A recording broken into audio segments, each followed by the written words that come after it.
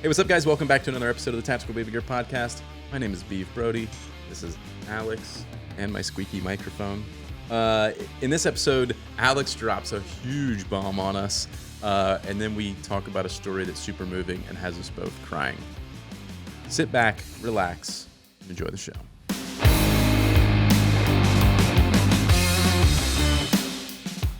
Why can't a nose be 12 inches long? Because then it would be a foot. But ching. That was funny. Yeah. See, I would laugh. By funny, I mean if I wasn't so sleep deprived already. Why are you so tired, Alex? What are you drinking there? That looks like beer. It is. No. Is it tea? No, it's Oh, that's Jocko. That's Jocko. Jocko, go. Thanks, Dakota. Jocko. Yeah, I'm trying to get a little pick me up. Yeah. No, so I had my first kid wake me up because he had to poop in the middle of the night incident. So that was unique. Yeah, that's like kind of a proud moment. It will like he didn't actually. shit his pants in bed. We heard him, and he's like, "I need to go to the bathroom." And I was like, "Well, that's your kid." So I was like, okay. So we've been in that stage. So we got him in the like transitional beds, so they can get in and out. And so from the get go, we've been trying to say like, all right, well, it's time to go to bed. You only get out of your bed for emergencies. And obviously that's a broad term as it relates to a 3.5-year-old, as they get older, you'll start to refine, but I'm trying to teach them the true difference between like an emergency and so I'll elaborate. My kid faking that they're going to throw up. Exactly. So it's like, all right, emergency is like you're in pain, your brother's in pain, someone's hurt. These are the reasons you can get out of your bed to come get mommy and daddy. You can also get out of your bed to go to the bathroom, now that we've been potty training and they've kind of got that on lock. So it's kind of like a weird, like, well, he's like, Daddy, is this an emergency? I have to go caca. And I'm like, well, yes. I mean, no, yeah, let's just go, So it's, so anyways, that was an interesting experience at like, I even forget what time that was. But then my kids are like camels. They just love water. And so now their whole thing is waking up at like, they'll wake up at midnight and be like, we used to like put a bottle of water in their bed, but then they would, and we still have a nighttime diaper where we're in that awkward, like we need to night train them on like no diaper, but I want to sleep. So it's kind of a selfish parenting move, but yet I don't know if they're quite there yet. Like they're starting to hold their bladder a pretty long time. So anyways, we're in that awkward stage. But so we used to have a bottle of water in their crib. And now they would like be just peeing right through the diaper too. So it's like, well, I'm already getting, the bed's already wetting because they just wake up in the middle of the night and just chug water apparently. So now that I took it away, because I was like, I'm sick and tired of like cleaning, like this is a problem. This is almost a We're problem. Not drinking water after a certain time anymore, kids. No, for real. And so like last night too, it was like midnight, kid wakes up, I'm thirsty, I want my bottle of water. He's like, gets a little anxiety over it. Like we'll go to the tub and I'll fill up just cup of water and give it to him. Then like an hour later, the next kid wakes up. I'm thirsty. What is happening right now? Go back. And then like an hour later, they both wake up. We need water. And it's like, what are you guys doing? What are you doing? Like, is it doing cardio in the crib at night? Like, what's going on? I'm trying to figure out like, and they chug it. So it's not like, it's probably kind of an excuse to get out of their bed, but it's not like they're not, I mean, they chugged like probably 6 fluid ounces of water. I'm like, okay. Yeah. You're not like faking it. My kids will act like they're dying and they need water. Like I'm trying to put them to bed. It's like, wait, but Daddy, I need water. I'm like, so I go get some, I go to the kitchen and get a cup. I fill it up. I only put a little bit in it. And it's like a sip, like, okay. And I'm like, Dad, you all of that for that? Are you kidding me? No, my kids just drink it. Yeah, screw that. I also, by the way, first podcast in the new studio. Yeah, that's right. If you're watching, you've clearly seen the difference, but if you're listening, we're in our new podcast studio.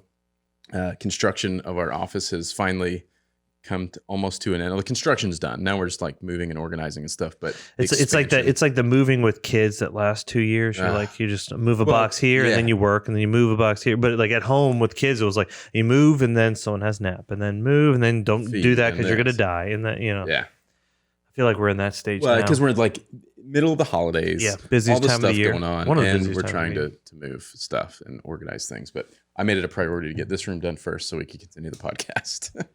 So hopefully y'all like it. Yeah, got a couple more things to do, but sorry for my brief interruption there. I had to call that out, so because I'm excited about it. But yeah, lack of sleep, kids getting out of bed, drinking water, peeing all night.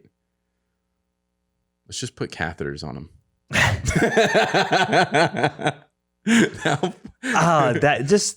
They have like catheters that are like condoms for like race car drivers and stuff. It's kind of interesting. I get it. I get it. I mean, like sometimes I think because like, could you imagine? myself. It's got to be hot in there with the engine and everything else. You probably be sweating your. Oh yeah, you create. But like when you do these like 24-hour like endurance races and stuff, and you're in the car for 3 hours straight racing, and you have like you can drink while you're racing. You've got a straw and all stuff, but like you got to pee, and a lot of those guys will just pee in the seat. But you can get like a catheter thing that's like goes over and it's like a tube. I couldn't. I guess that just comes with the training. Yeah, I mean, you just learn to piss. You pee on yourself. You're like coming in hot to turn one, just taking a leak. is that oil leaking out the bag? And it's no, man. Well, here's what's really even worse than that is those races where there's multiple drivers. So you drive for 3 hours at a time, and you get out, and someone else gets in the car, and they're getting into a piston seat. Well, I mean, those seats are like. Yeah, I mean, yeah. But like. I mean, I guess those seats aren't, they're not your like cloth ones in your minivan. So no, but like that like so when we were potty training, like you got the car seat, and I'd be like, why does my car smell like urine? Yeah. There's a lot of like, didn't we talk about that? Like doing some sort of funny thing where it's like guess the smell or something because it's like you're always like. What is that? And then you're like smell. picking your kid up and sniffing their butt, and you're doing all these things. Like things that are only acceptable when you're a parent and it's your child that you're doing. You're like, I'm just sticking my finger down this kid's pants. I'm like, oh, that's poop. Cool. And you're like sniffing it. Why would you do that? From like an outsider, you know what I mean? You're like, that's just weird. And then when you have kids, you're like, nah, like I gotta smell his hiney. Like, let's see if it's so funny. The funniest, that was like those moments for me when I realized like things just got weird. You realize like I'm picking my daughter up and you're just like sniffing their butt up in the air like a dog. You're like just sniffing butts. Funny. Well, that you're wrestling them when they're trying to, and you're like just trying to get in all the crevices and cracks, and you're just like smearing. I mean, it's like I don't know. They're like some toy or a blanket. You're like, all right, you just smeared crap all over that, so let's get that out because you're about to eat it. Now I got it on my elbow. What is happening? It's just, and then like the Desitin, you know what I mean? You're like, what is that? Is that toothpaste? Is that like what is on my shirt? I literally play that game every morning now. It's like there's always something. On my like right, because I'm right-handed, so I tend to pick dominate the kids up on your right shoulder. Side, and it's always like what were they eating this morning? Like that is on me. And of course, I won't notice it till like I go out in public. I'm like, after you walk out of the meeting, that at the kid bank. wiped his boogers on me. Okay, cool. Let's do this. We should start rock and printing like weird stains on the shoulders of our shirts. Just pre-stain them. Yeah. Speaking about shirts, I've got one of the new. You're wearing one too. Yeah. New shirt, Embrace the Suck in black. We used to have this in green with black. Now we have it black with white as what we and the green. Yeah. You've got the TBG shirt on. We've got the multiple Dad Force shirts. We've got that shirt in different colors. There's like 15 new options. So if you haven't checked out the website, make sure you do that. This is my shameless plug commercial in the middle of the podcast, so don't mind me. Also, everything right now, if you're listening to this before Christmas, 15% off on the website with coupon code holiday15. Yeah. Anyways, commercial break. So have you done all the Christmas shopping? No. You're one of those like wait till so Amazon Prime bad. 2 days left and then you. Well, no, I'm just really bad gift giver. I've found out, and like Brandy's like, but I'm so easy to shop for. I just want shiny things and purses. I'm like, yeah, except for every time we go somewhere and we're shopping, walking through a store, you're like, don't you think this one's cute? I'm like, no, that thing's ugly. I'm like, she's like, well, which one do you like? I'm like, well, this one looks cool. This is a nice purse. She's like, ew. And I'm like, see? Yeah. So like, I don't want to go buy her something that I think is nice. And then she's like, I'm not wearing that or what, whatever. Now, is she someone that would be like, I appreciate the gesture. Of course. Let's go return it and actually get something I use. She's not like, no, I mean, she's not like that. That's one thing I finally got to. I was like, I'm real appreciative for what you did, but I'm actually not going to use this. Yeah. And I told her, like, not to offend you. I don't want anything.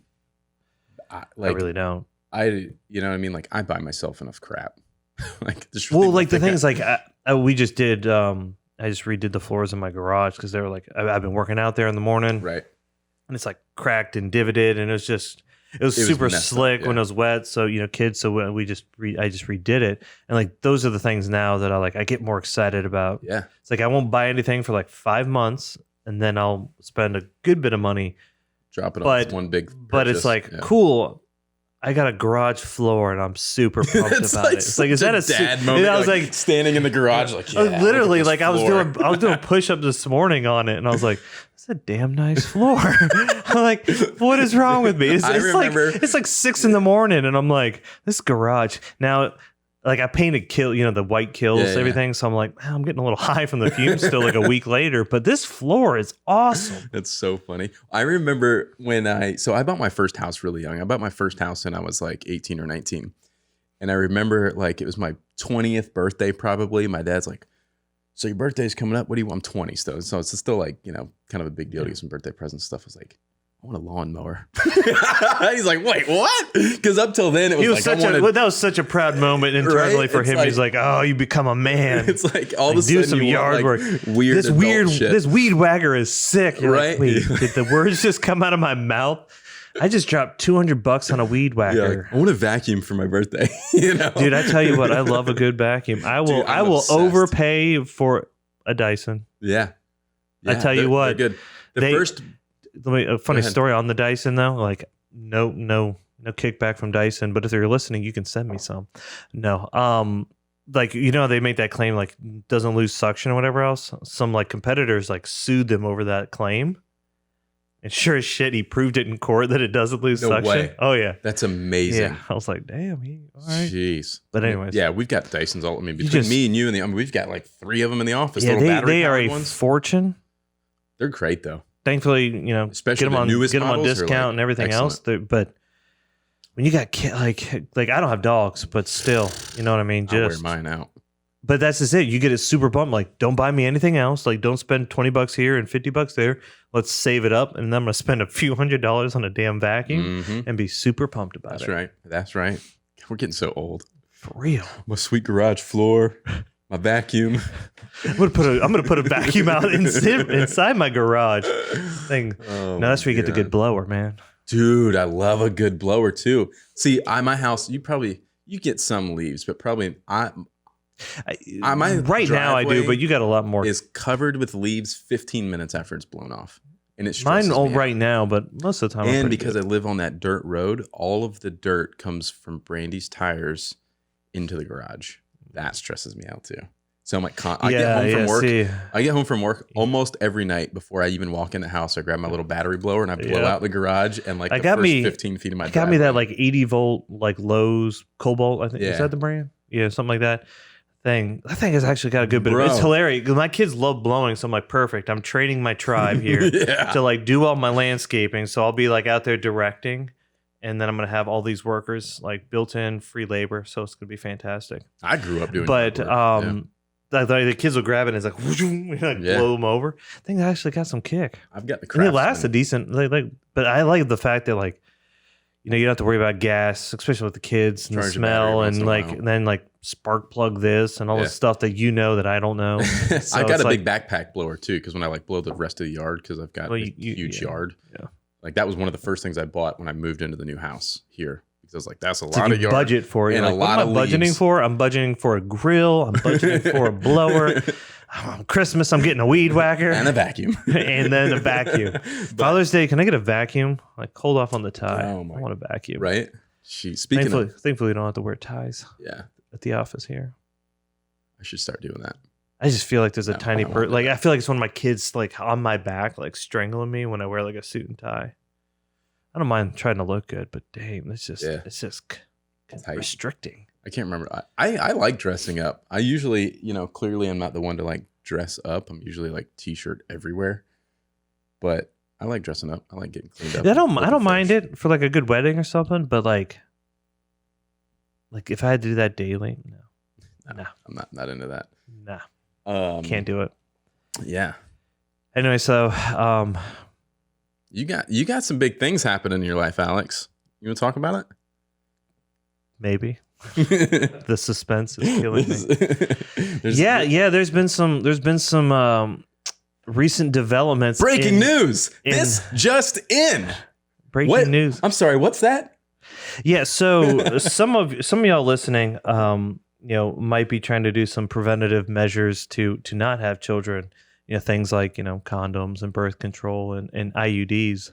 Apparently IUDs are super effective for most of the population. Like super, super effective, especially if after the female has one and then they go do the checkup to make sure it was inserted properly and the doctor's like, this thing's primo, and you get the like best of the best of the best. Well, apparently we defied all odds, and there's a reason it's not 100% or 99.99.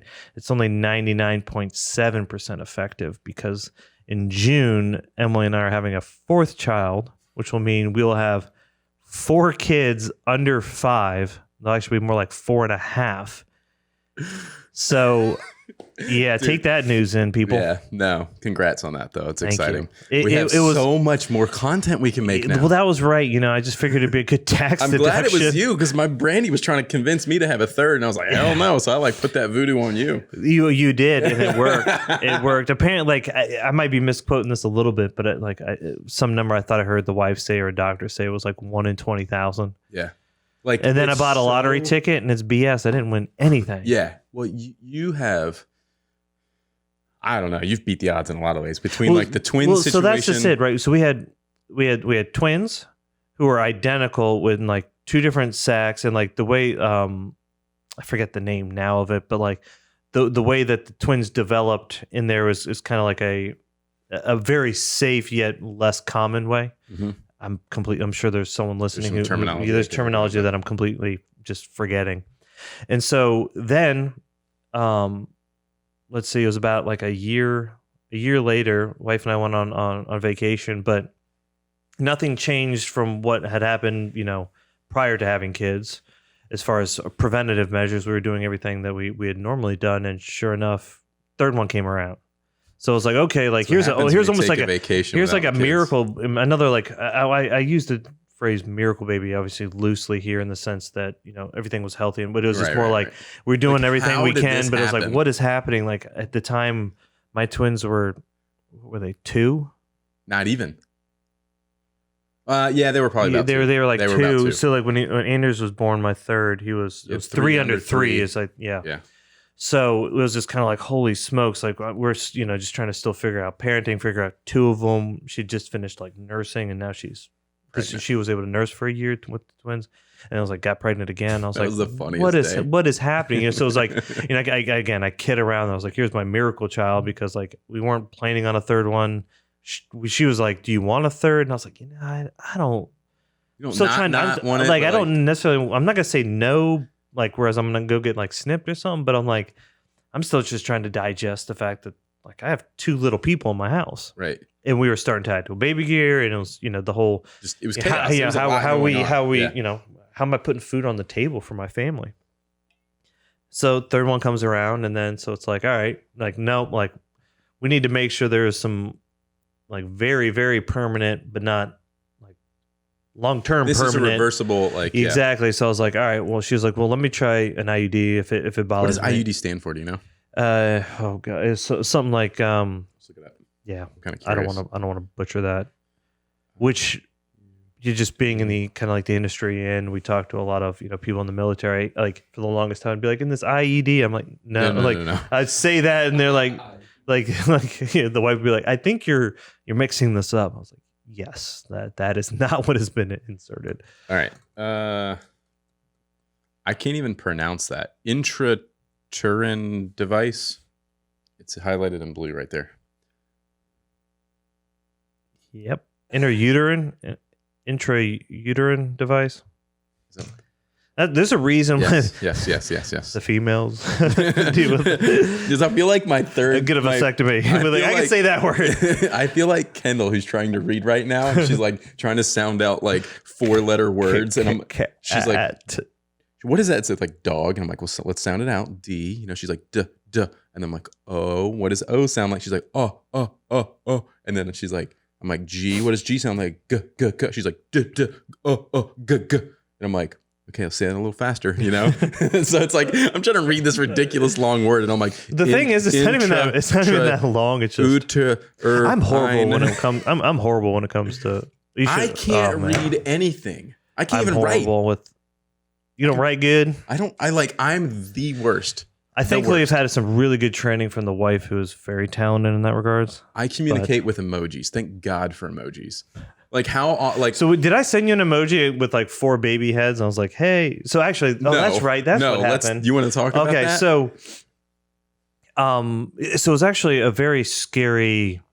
Yeah, let's talk about that. Pregnant, that is kind of crazy. Like this fourth one, we had some scary moments here. So scares. It was literally like, I think the day that she got pregnant, literally it was the next day. She was like, "I'm pregnant." Well, this is in New York. Well, yeah, literally we were in New York for the Gary V podcast, and she messaged me. She's like, I think I'm pregnant. I was like, well, that's impossible. She that's said not she felt funny or something. Yeah, like 2 days before I left, she was like, I feel something feels off. I'm like, I don't know. Did you eat something weird? Are you sick with kids? Like, you know, this is October, so it's like maybe there's the first round of bugs. Kids are back in school.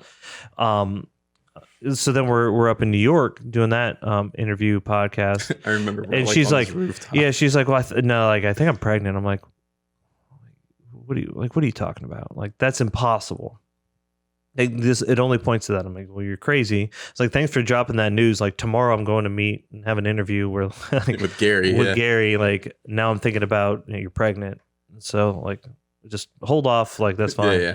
And so she's like, no, I am. Like, I'm going to go to the doctor. Like, they're like, well, so you haven't even missed a period yet. Like, usually, like, you know, pregnancy tests don't really show up until after you missed your first period, because there's not enough levels of the whatever.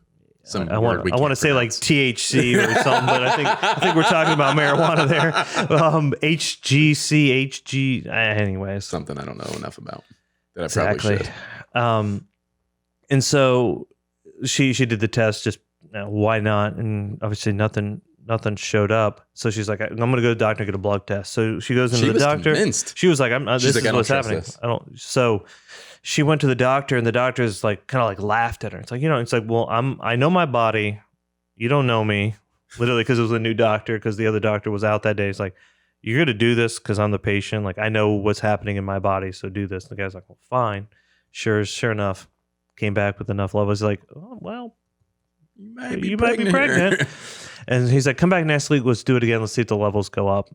So she went back and the levels went up. And like, well, yeah, you are. Like, you're stupid early on this. Like, you're fine. Like, you're confirming this like seemingly almost like weeks before most people would even sense that they might be pregnant. So it's like, okay, so like, wow, let's process this for a minute. So apparently you're pregnant. What does that mean for our life? Fast forward. We're in Utah. So no. So at that time, though, she still had the IUD in. So the first doctor we went to was like, I don't feel comfortable removing it. But like the IUD that she has is actually used in like emergency contraception. So let's explain, if they don't know what an IUD is. This thing like goes into the female's uterus. The one she had was a copper one, and apparently the copper like kills off sperm or whatever. However, what kind of magic it does. Yeah, it does some voodoo magic in there, and just, the eggs still flow in, but basically makes the uterus of an unsuitable like habitat for growing a child, basically, for the egg fertilizing. So, the first doctor was like, I don't feel comfortable removing it, because what can happen is like the egg can sometimes attach to it, so you might have a fertilized egg attached to it. So obviously, if you pull that out, you're pulling out the fertilized egg. Or like you could like, again, dislodge it from like the side, the wall, wherever it attached in the uterus, and then so like, because it needs to attach somewhere to grow. So he was like, no. And so we thankfully, like, my mother-in-law is in labor and delivery, so she reached out to all her friends and other doctor colleagues and was like, let's get some other opinions here. And the other doctor's like, no, like, you got to get this out. Like, just like in both, there's certainly a risk involved, but obviously the first decision was hers, and then she asked for my opinion, and I was in support too of like, I want this out. Like, I don't want this child, if it's going to be viable here, to be in this environment. Like, let's just remove it. So they removed it, and of course the doctor's just in awe of like, oh, that was perfectly in there. You shouldn't have been pregnant. Here we are.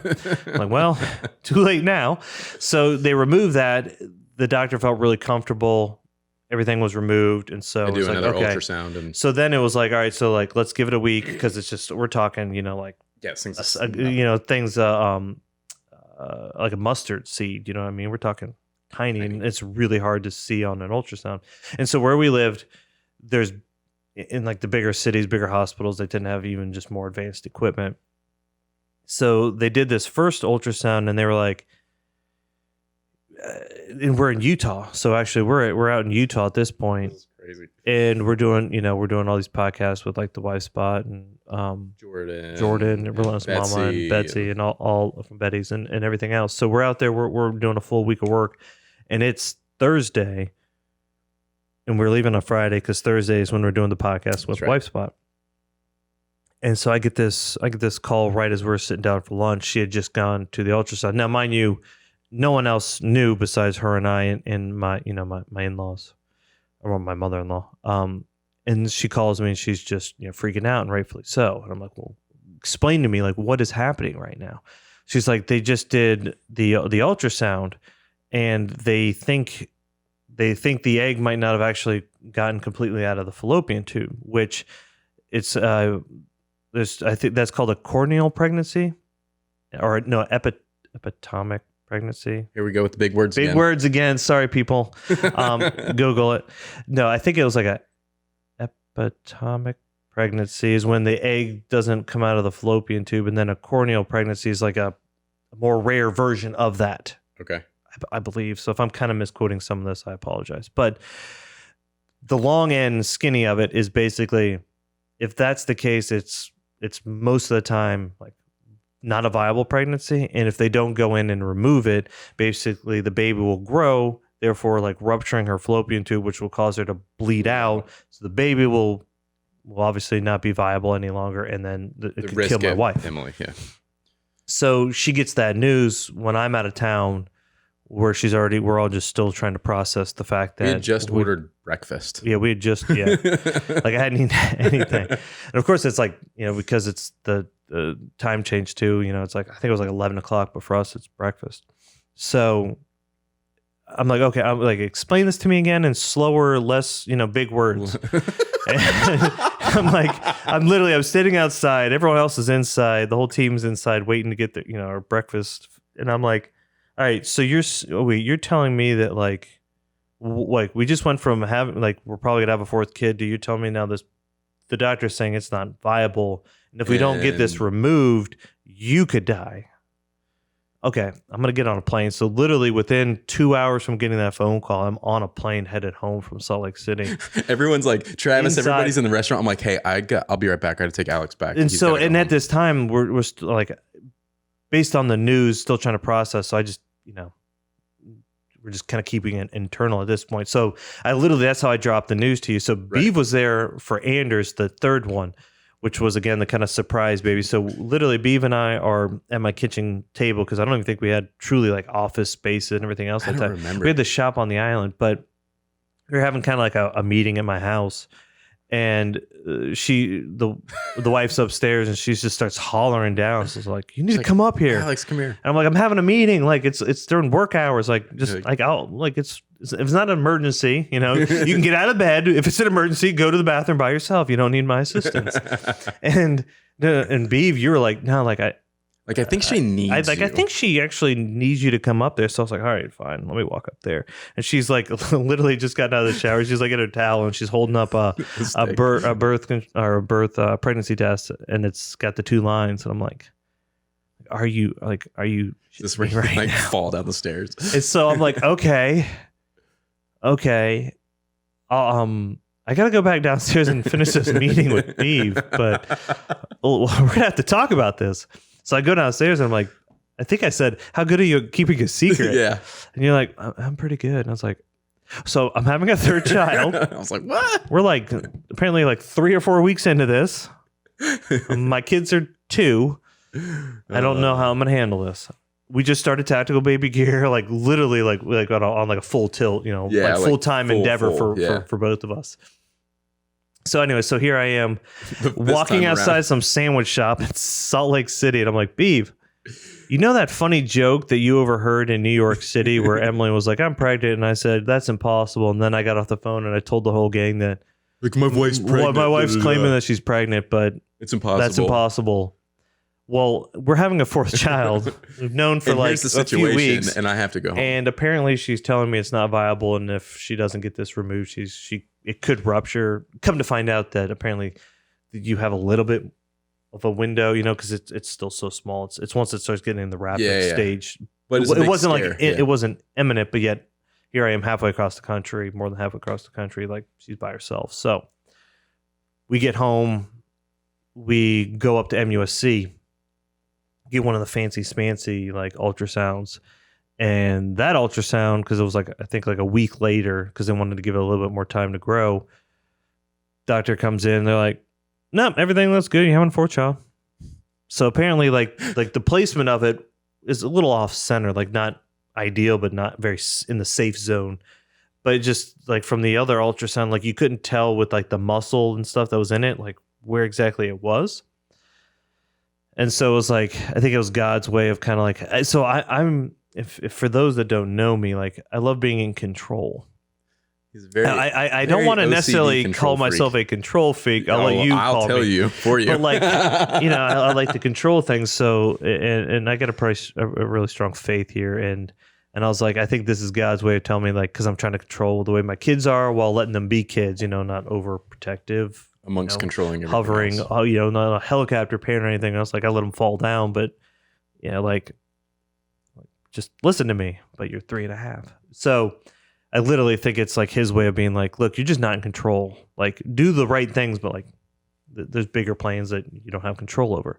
And so I think it was his way of kind of being like, hey, here's a danger zone.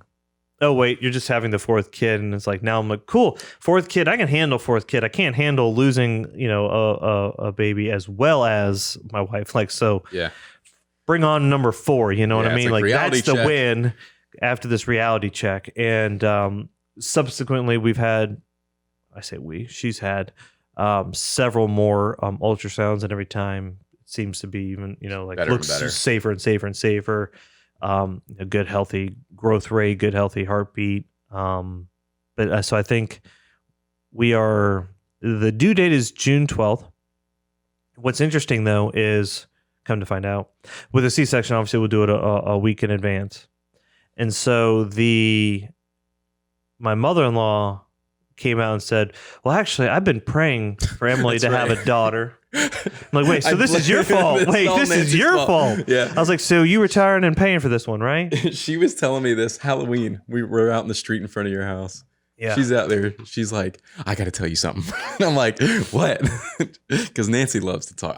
Your in-laws are the best. They are. And she's like, all right, so I've been praying for this. And I'm like, it's your fault. Oh, gosh. So she's telling me this, that like, I was praying. I didn't want to tell Emily at the time, but I've been praying that Emily would have a daughter. I mean, you got 3 boys. Like, I love that. Have tons of boys in the family. Yeah, like, I mean, my brother's got 2 boys too. Yeah. And so there's Reese and Catherine. Girls. The only 2 girls? And then you've got a sister, but like within the grandkids spectrum, like they're the only girls, right? Mm-hmm. It's crazy. So many boys. I just want a boy. What the hell do I got to do? You got to have a 3rd child. That's what you got to do. Well, I don't know. If I could guarantee it, like, is there something special I need to be doing to get this boy? I think you're going to have a girl this time. We'll see. Because the good news there's so many weird things happening. And like, didn't she say that she feels different? She does, but so my take on it is... I'm placing bets right now. We should take my take on it is if it's a girl, it's awesome in the standpoint of like, I'd love to have there's things that you through a lifetime that you get to experience with a daughter that I'm not going to experience with boys. It's also like my wife has a wonderful relationship with her mom. I'd love for my wife to have that relationship with the daughter. Yeah. With the daughter. But if it's a boy, the twins are older. They're the built-in buddy system right there. My youngest would have would have a buddy too. So it's a win. You know what I mean? It's kind of like a win-win in my mind. Obviously, hey, look at it any way you want, because that's I mean, at the end of the day, everyone just wants someone, of course, maybe that's healthy. But thankfully, I'm not because we're keeping it a complete secret. So when I found out I was having it's like, yeah, it's not a secret because I'm telling the world on a podcast. But the gender will be not revealed until the little Da Vinci child gets pulled out. I don't know if you've ever experienced a C-section, but it's like, no. I can't even imagine. So we're going to keep that a secret. Natural birth is freaky too. So either way, and so we're going to keep it as because with the twins, it was like this is too much to handle. I just need to know. And then on the third one, we were like, I got to know because I got 2-year-olds. Like, this is just crazy. I need to be in control. Exactly. Now I'm just like, all right, just be healthy. That's all I care about. So it'll be fun to find out. Yeah. So back to the mother-in-law though. So the June 20th is the due date, I believe. And so she comes out and is like, well, I've been praying for number 4, so you're welcome. I'm like, cool. Again, are you going to pay for this one or what's happening here? But what's interesting is apparently she was having dreams with her mother. She was talking to her mom in dreams. And especially once we found out like she was pregnant and that we were having all these potential complications. And apparently her mother told her, she's like, don't worry. It's good. It's a healthy baby. Everything's going to be fine. She's going to have a healthy baby girl. But what's really interesting is if you take the C-section date back from the due date, it's actually her grandmother's birthday. It's kind of weird. It's crazy. Coincidences and everything else. Take what you will. But I'm kind of going, all right. So you were praying for one, and now it's gonna this child's gonna be born on supposedly. The due date on the due date, and then the C-section date. So assuming no complications, it will be her grandmother's birthday. It's so crazy. So here we are trying to process number 4. We're going to keep it a secret because I can't be the gender because I just realized I've lost total control of my life. Trying to figure out where to put this child. Fun. Girls are. I hope it's a girl for you because 4 boys is just like you could almost start a whole sports team at that point. For real. But, I got like a basketball team, except for the fact that they got my gene height. And we are not set up to be basketball players here. But girls are fun. Girls are fun. As much as I say I wish I had a boy, I love my girls to death. And it's fun to be a father figure to a girl and really show them what it is, to what's the word I'm looking for? Big. I don't do well with big words apparently, but show them, what a good man looks like. Try to be the role model of someone you want them to marry one day and things like that. So there's that side of it. That's you try to show them the right way and that sort of thing. But and be independent, but yeah. And I love to teach them boy stuff because a lot of girls don't get the opportunity to learn skills a lot of times. So when there's a girl that can do boy stuff, it just makes them way more badass.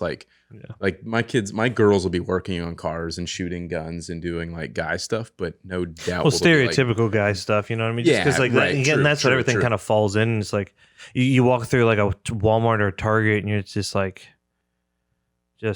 the kind of stereotyping on what is expected for each gender is kind of interesting to me. It is. It's been an interesting kind of thought process too, because my the one kid just they started reaching out and playing with stuffed animals now, and calling them the babies and stuff. Even though I don't think they actually know that there's another one coming around, but they see us take care of Andrew.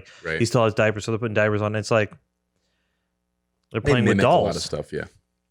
And it's stereotypically, it's oh, they shouldn't, they're a man. You don't play with dolls. It's go play outside. Imagination. Imagination. It's a very healthy development. Yeah. They'll move on with their life. It's some of these parents just need to calm down. If your kid wants to play with a pink doll, just let them play with the pink doll. Yeah. For the love. Yeah, it's not that serious. Yeah, take your bias and your stereotypes and live in your own little world. Yeah, for sure. And that's back to teaching my girls stuff that they wouldn't and again it's very stereotypical, but most girls have struggle with or don't get the opportunity for or whatever. So, it's like, if they had to change their own tire on the side of the road, like they're not waiting for some dude to save them. Like they can be independent. They can be, on their own and deal with those problems. So that's something I definitely want to teach them because I have the capability of teaching them those things. But then there's a lot of dudes who can't do that either. So, there's just like, I want to teach them life skills, you know what I mean? Like practical life skills. Like, I'm glad you're good at math and you can read and all these things, but like, what happens when you're stranded on the side of the road or what this or whatever? Or, a stranger comes up to you. How do you deal with just, life, the uncertainties street smarts, or, you know what I mean? Just exactly. like that kind of stuff that you don't teach in school. You're not learning that in school. That's that's a whole nother, like this whole dynamics is shifting too with obviously number 4. Like, so where we live, like my parents live here, her parents live here, like my brother's here, her 2 brothers are here. Like I got a lot of family where we live, which is obviously extremely helpful if you have good, if you're able to tap into that, which we are. But it's like from like the schooling side of it now too, it's like, my kids are bilingual. And so I want to encourage that as they get into school, but there's very limited options where we live for like kind of immersion programs and everything else to kind of continue to foster when they're in the school, like Spanish and for us. So it's like how do you all these school and everything else is all about like I'm teaching them to pass a test, but these jokers don't know how to so they can do like long division at age 4. But they can't kick a soccer ball. Like, so they're uncoordinated as heck. They have no relationship. They don't know how to make friends because they're at age 4, they're stuck on an iPad in kindergarten or 5, whatever age you could be. You know what I mean? It's like that kind of stuff that I'm just struggling with. It's like, I don't want to homeschool. Not that there's anything wrong with homeschooling, but like, I want to homeschool. I wish I could. Well, I think that's like the weird control side of me because there's things like you'll start to see this too, and I've talked about this in the past. The stuff they learn in school that you don't want them to learn in school because there's older kids in school exposing them to things before they should be exposed to them. True. I am not all about that. It pisses me off, but it's something you're like you just realize like they're going to be exposed to it at some point. But there's things that it's just too, or they're not ready for that or processing that. Oh my God, I have to talk about something else that happened. But the other skills, like I look at this table, like when I get something like this, we have to put it together. Like my kids want to help put it together. They're learning how to use screwdrivers and Allen wrenches, and they understand and all that's the what these different kids should be exposed to and learning, and they don't need to be. They don't need to be like just sitting in a room for 7-8 hours just being lectured to when they're like too 6. Too safe of an environment doesn't allow for the growth of there's no of those other there's things. no so as it relates to like language, for example, and I only know this because the wife was taught Spanish in universities and everything else, so she kind of reads up on this stuff. But it's like a lot of problems been, at least from like a language development, is like the teachers go around now and like assign projects, right? So they're doing some project in class, and it's like, whereas before it was about like, well, oh, what are you drawing? Oh, and so it's like, oh, that's your daddy? Like, oh, what does your daddy do? And like, so then they have to talk through what they're doing. Now it's like, oh, that's a dad. Okay, well, it needs to be 6'2" and 200 pounds and draw it blue, and then you move on to the next kid. So the kid, like, there's none of those like spontaneous conversations that allow for like development of conversational skills, because it's like, I don't have time to talk to you this because we have to move on to the next. Like, so it's just stuff like that that just irks me. And so like having another kid now, it's like, oh crap, where are we gonna do the education thing and mix with just all the questions come up. Yep. All right. So the thing I just said, there's something else I need to talk about because I talked about processing things. This past weekend, we had our local community Christmas parade, and some of you may have seen this story I posted on Instagram talking about this situation. But at the end of the parade, a kid jumped out of the back of the end of the parade ends at a school parking lot. And that's where the parents go. They pick the kids up, getting off floats and things like that. Well, this kid gets off this float and gets run over, gets hit. I still don't know the full story. I don't know if he got run over by the trailer or if he got hit by another car. It's my understanding that he was on like the front of the float and it kind of jerked forward. He fell off the front of it. And then and it was like a 3-axle truck or something. Yeah. It's devastating. Anyways, the kid gets rushed to the hospital and dies. And it's the saddest thing in the world because, like, there's a lot of kids that saw it happen. They were traumatized. The school handled it very well. So here's the other side of it. All the emergency vehicles that were trying to get to him afterwards, like, there's tons of traffic. All the parents are trying to come pick up their kids. And, you know, we're in this super cool little community, and, like, everyone's on golf carts. And Brandy was on our golf cart going to pick up Cameron from the same place because that, you know, where it ends. And fire trucks and ambulances are trying to get to the school, but everyone thinks they're part of the parade because it, you know, so it's like they're having a hard time even getting through. And then you got cops and they're like, get out of the way. Like, and everyone's like, oh shit, this is actually an emergency. Like, they're trying to come through. This isn't just the parade coming through. Yeah. So anyways, they rush this kid to the hospital and he ends up dying from these injuries. But, like, man, it's so sad. And, like, you know, it's like supposed to be just like this great fun thing. And it's the parade and everyone's celebrating Christmas and all this stuff. And this poor kid gets killed. And he ended up being the cousin of one of Cameron's classmates. And he went to school with one of Cameron's friends. And, like, so it's like kind of close to, like, we know people that are in class with him and, you know, family of him. And Brandy was just on a chaperoned a field trip with his aunt, who I think is like the mother figure for this child. I'm not sure what the situation is there, but they seem very close. And anyways, just sad. And then you start realizing, like, shit, that could have been my kid. You know what I mean? Like, that could happen to anybody. Mm-hmm. And the fact that it was just, like, in the school parking lot, it wasn't like on the road or even in the parade necessarily. It just happened. Like, it's so scary. It freaks me out. So if you saw that story, like, I started to process that as I was talking about it in that story, and I started tearing up, and, you know, like, really starts to hit home and get close, and you're like, shit, that could have been my kid. Mm-hmm. Either way. I mean, your kid was in the parade. In the parade, walking the parade, right behind a trailer full of kids, like, doing cartwheels. She could have fallen, and the truck behind her run over. Like, it can happen. It's just scary. So, you know, it's like the kids then trying to process that, and, like, she had a hard time sleeping. Like, you guys have heard my stories in the last couple episodes of the podcast of, like, the struggles I'm having trying to get Cameron to sleep. But, like, that was the thing she latched onto that night. If she couldn't stop thinking about the boy and all the stuff, which I couldn't discount. I couldn't be like, get over it, you know. Like, they just saw this stuff happen. This kid that died, you know, and it's like, how do you process that? Yeah, it's well, tough. even as an adult, I think it tends to be a lot easier to remove yourself from situations that happen, you know, elsewhere, right? So you hear about a shooting in a you know, a different town, or some terrorist act in Paris or London, and you're just, you know, you're moved by it. Clearly, just if you have a soul, there's humans that have lost life just for no other reason than someone wanted to just murder them, do harm, you know.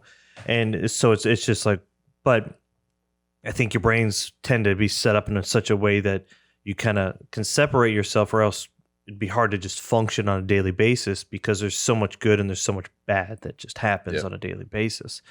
But it's like when you start, and you know, you hear about, you know, like a shooting with other kids and it's a little bit far removed. I'm using shooting as an example. It's like your heart sinks for it, but it doesn't, you know, like, but there's still a little bit of that separation because it's in another town, you know. And then, like, people we were with was, like, right in front of the float, picking up their kid. You know, when at the parade, they left to go get them and, like, texted us, and you'd be like, you can't believe what I just witnessed, kind of thing. And you're just sitting there, and you, like, for whatever reason, at those moments as a parent, when your heart just sinks like that, because you know that it's a freak accident, and it could have been my child. And all you want to do as a parent is protect them. Right. It's crazy. It's like, how do you prepare for that? You know what I mean? If unfortunately, you know, that like, one's out of control. You know what I mean? It's one of those situations where you're like, well, like, as a chaperone or something, like, you know, I turn around all the time, and the next thing you know, my kid's on top of some counter and everything else, and you're like, the people in charge of that float or that thing or the person that was driving, like, this will haunt them for the rest of their lives. And yeah. I can't imagine. Like for everyone, there's so much pain all around that it's just hard to comprehend and process. Just because, again, it just makes you go, like, you know, like, I'm always on high alert, and I'm in my garage. You know what I mean? And it's like, I mean, like, talk about being in control. Like, I mean, I'm trying to kind of just calm down just so like I don't, Yeah, and just you have can't gray hairs control out the that. wazoo just on everything. You know what I mean?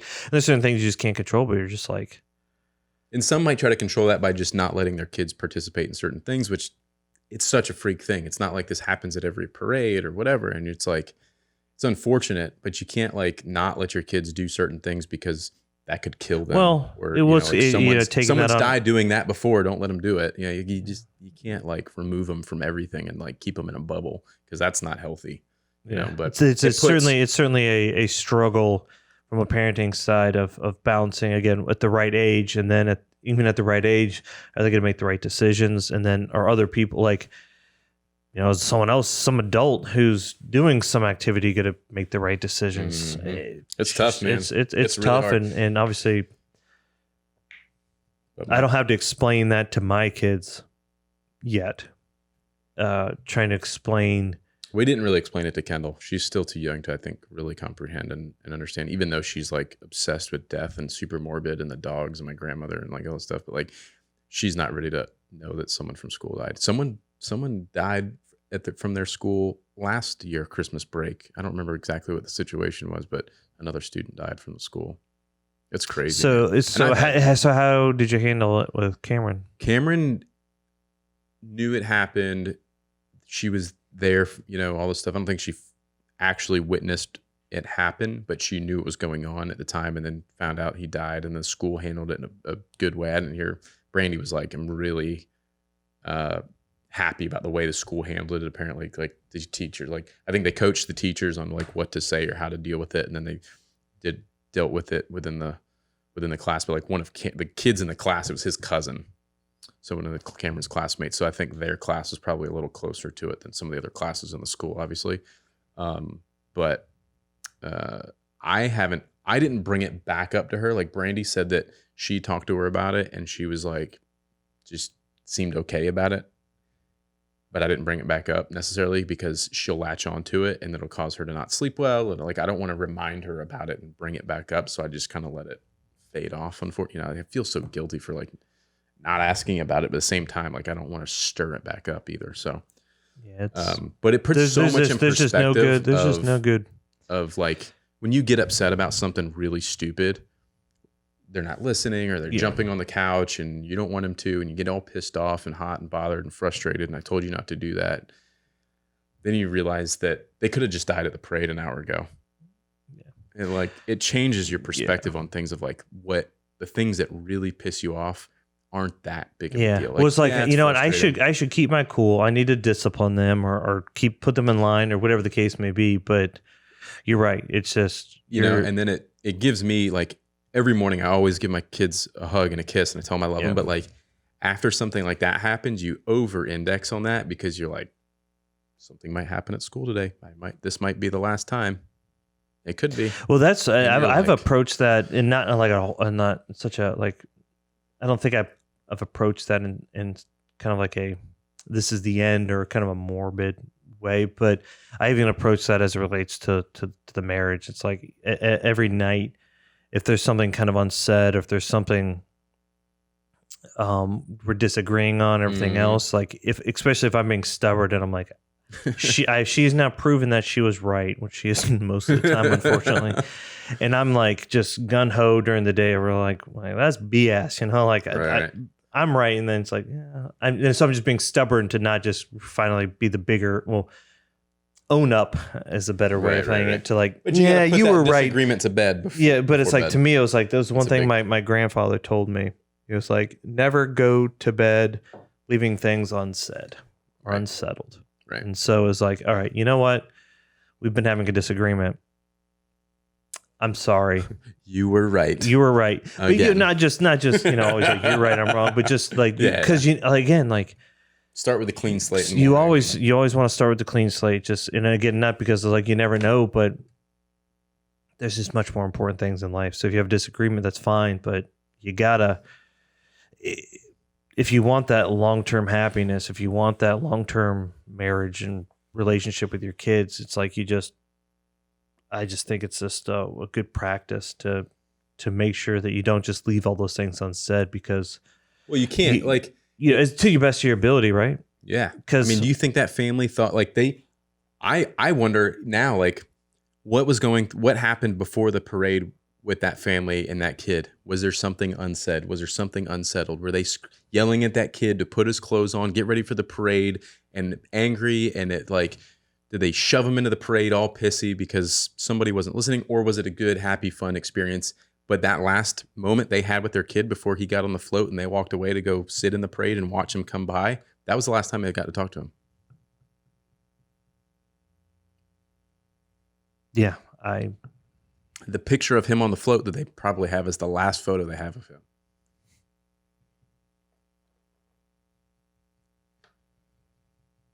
Dude, it hurts, man. I'm crying right now. Like that's what I think about. I'm like, fuck. Yeah. It's crazy, right? Yeah. Can you even like... Nope. That's the last time. That's why, like, fuck. It's not often you get two grown men on a podcast talking about children crying, but it's real life. And just something to be mindful of. Just there's so... It seems like everywhere you turn, there's so much bad and evil, but there's a lot of good out there, and you got to look for it. Because if you want to continue to look for the bad things, that's all you're going to find. So you're frustrated about your kid, you're frustrated about your wife, you're frustrated about work. Like you got to take a step back and just realize that when you start to put your problems out on a table, your shit don't matter. Your stuff is not as bad as most. Mm-hmm. And you could be going through some deep, heavy shit. Well, and it still not be as bad as someone else. There's problems and there's inconveniences, right? From Dakota. Yeah.